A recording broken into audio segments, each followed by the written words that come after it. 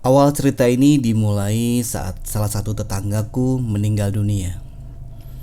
Aku tidak mau menyebut namanya, sebut saja dia dengan Pak Budi. Pak Budi ini dikenal sebagai orang yang tidak baik. Dia suka sekali berjudi dan minum minuman keras. Bahkan aku dengar dia suka berpelesir ke rumah bordil.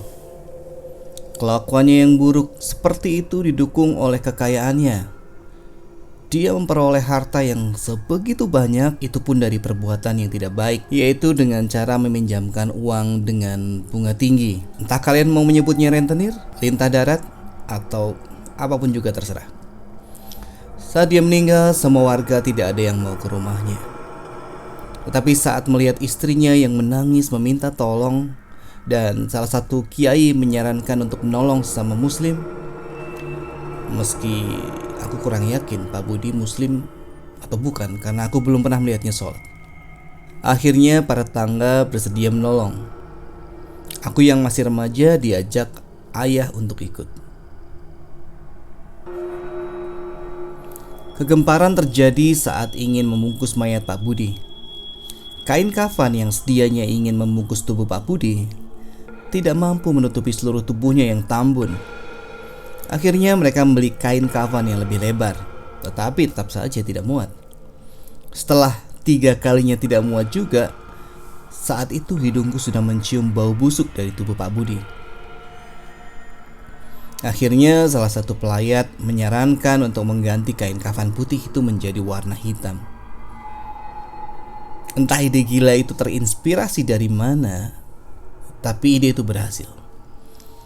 Tubuh Pak Budi bisa dibungkus dengan kain kafan berwarna hitam itu dengan sangat mudah.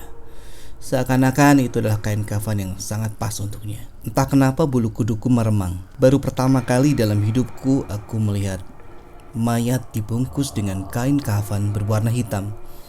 Mungkin ini untuk pertama kalinya dalam sejarah kain pembungkus mayat yang menggunakan warna hitam.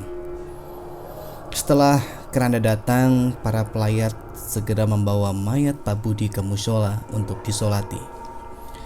Aku saat itu tidak ikut karena hujan lebat. Lebih baik tidur dalam suhu yang dingin ini. Saat tiba di rumah, semua orang tidak ada karena mereka semua pergi ke rumah duka untuk membantu. Aku yang mulai merinding lagi, entah karena dinginnya hujan atau sebab yang lain. Akhirnya memutuskan untuk ikut pergi ke kuburan bersama ayah. Beruntung saat aku kembali ke musola, iringan para pelayat sudah bersiap berangkat. Aku lihat di depan, keranda yang membawa tubuh Pak Budi diangkat oleh 10 orang yang terlihat sangat berusaha keras untuk berjalan. Seakan-akan mereka mengangkat beban yang sangat berat. Di tengah jalan, banyak dari mereka yang membawa keranda itu meminta bantuan pada pelayat lain untuk menggantikan mereka. Tiba di kuburan, sesuatu yang mengejutkan terjadi. Kuburan Pak Budi belum siap. Menurut para penggali kuburan yang berjumlah 5 orang itu, mereka sulit menggali karena tekstur tanah yang keras meski saat itu turun hujan.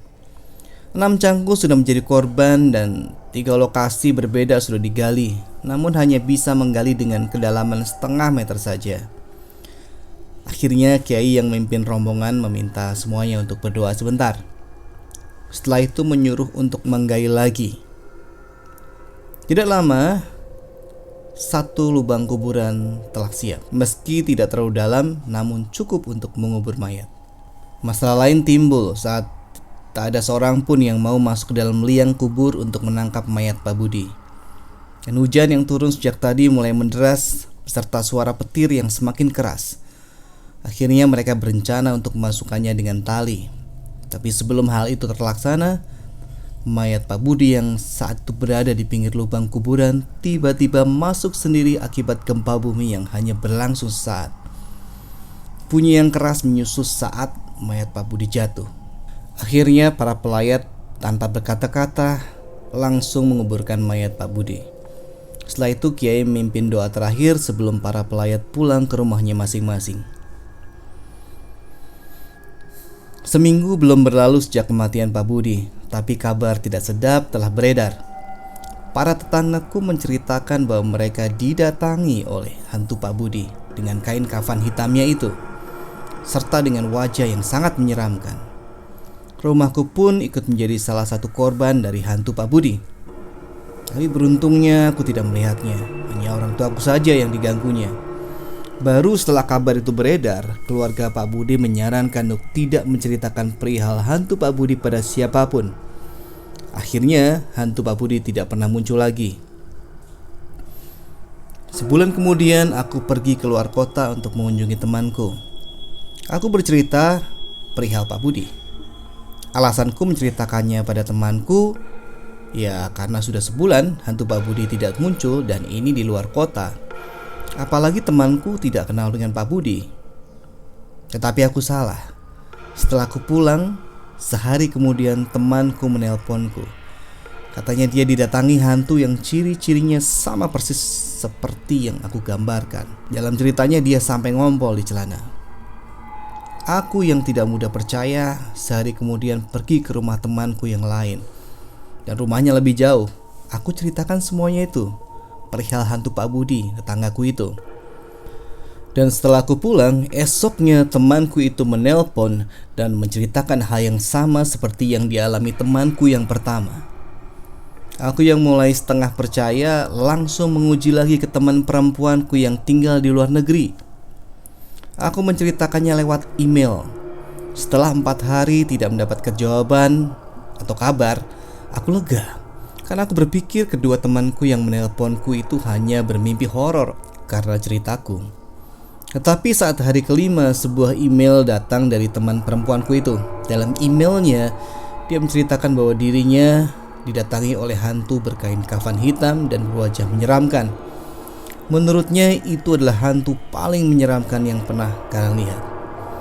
Dan jika kalian membaca atau mendengar cerita ini, tolong jangan katakan bahwa aku yang menceritakannya, atau aku yang menuliskannya, atau aku yang membacakannya.